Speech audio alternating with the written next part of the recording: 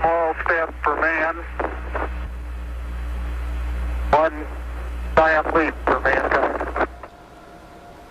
And with those words, Neil Armstrong became a national hero as the first man to walk on the moon. And today we mourn the loss of that man, Armstrong passing away at the age of 82 after a remarkable life that inspired generations to reach for the stars. Tranquility Base here. The Eagle has landed.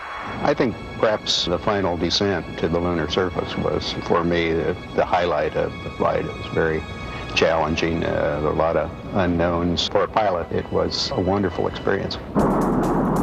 On July 16, 1969, Apollo 11 commander Neil Armstrong blasted off to the moon. His voyage would take him where no man had ever landed before.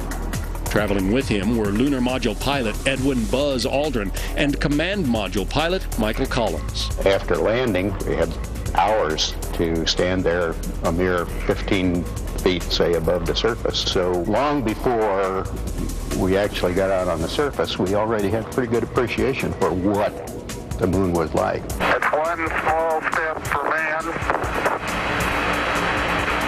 one giant leap for mankind. Armstrong made world history when he stepped off the Eagle and set foot on the moon on July 20th. Hundreds of millions of people gathered in front of televisions around the globe to witness this monumental feat. The men of Apollo 11 became national heroes. The president praised their heroics with a special long-distance call. Hello, Neil and Buzz. I'm talking to you by telephone from the Oval Room at the White House. Neil Armstrong was born August 5th, 1930, in Wapakoneta, Ohio. At 16 years of age, he had his student pilot's license before he even drove a car. He joined the Navy, and at the tender age of 20, flew 78 combat missions over Korea. He graduated from Purdue University in 1955 with a Bachelor of Science degree in aeronautical engineering. In 1962, Armstrong joined the astronaut program. 4 years later, he got his first taste of space as commander of Gemini 8. In this mission, 2 vehicles were successfully docked in space for the first time. However, they ran into complications. Armstrong made the decision to begin re-entry early, and the mission was cut short. Risks were always part of space exploration.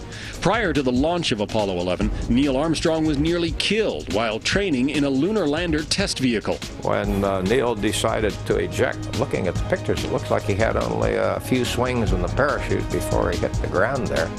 Apollo 11 was Armstrong's last mission in space.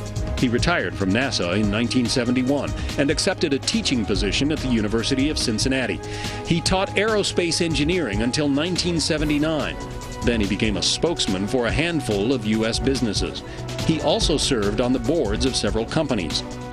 In 1994, he stopped signing autographs after finding out that his signed memorabilia were selling for large amounts of money.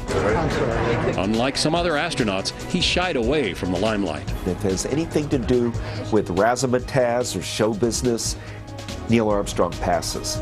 Nobody would recognize him. He hasn't put his face out there.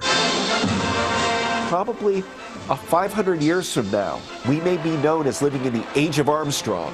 Just like they talk about the age of Columbus. We all like to be recognized not for one piece of fireworks, but for the ledger of our daily work.